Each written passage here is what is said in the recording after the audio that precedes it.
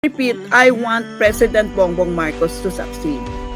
I believe in him. Nako, dapat niyo pong makita si President Bongbong sa cabinet. Nako, ang dami-dami niyang alam. Sinasabi niyo na wala siyang, ang dami-dami po niyang alam. Nung nag-discuss po siya ng blockchain technology, parang 2 piraso lang kami nakakaintindi doon at isa pang cabinet member. 3 kami bukod sa president. Ang dami po niyang alam. He's a voracious reader. Basa siya ng basa. And I'm sure, ilang libro ko na ang binigay ko sa kanya, ASEAN Parliament, Bureaucratic Reform, Democratic Deficits.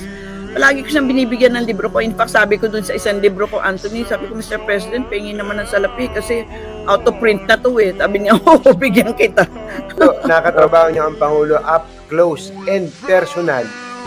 Ano gusto yung sabihin dun sa mga nag-aakusa o nagkikriticize sa Pangulo that he is a weak leader, he is a weak president?